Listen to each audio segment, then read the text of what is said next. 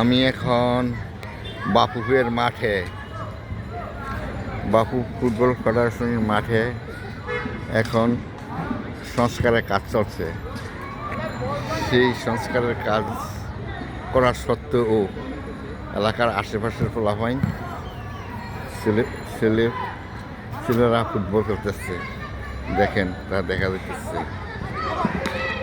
এবং অনেক ফলাফল খেলতে আসছে। মাঠ আস্তে আস্তে সংস্কারের কাজের জন্য ছোট হয়ে আসছে। যেটুকু আসছে সেটুকুর মধ্যে ফলাফল খেলতে আসছে। এদিকে একজন মাদ্রাসার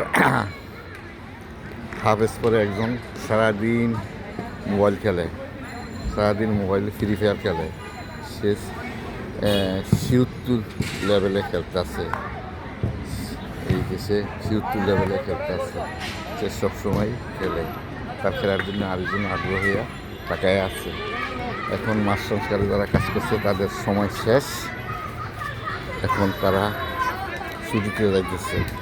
এদিকে আরও পোলাপান খেলতেছে, তারা এখন ক্রিকেট খেলতেছে।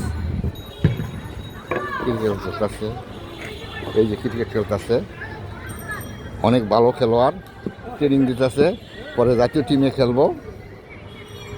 এই পোলাপান খেলতেছে। মাঠের সংস্কার কাজ আরও শেষ হইলে একটুর মধ্যে খেলতেছে। কিছু কিছু পোলাপান মাঠ টপকায় আসে, খেলে। ওরা খুব ভালো খেলোয়াড়, ছোটোর মধ্যে ভবিষ্যতে ওরা জাতীয় টিমে খেলবে মনে হয় এই পোলাপান। হ্যাঁ,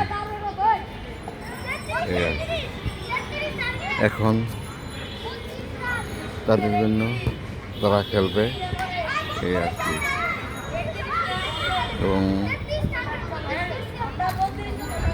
আমাদের এখন আর কিছু করার নাই। হ্যাঁ, মাঠ শেষের লেগা 2 সপ্তাহ হয়তো দেরি করতে হবে, পরে আর খেলা হবে না।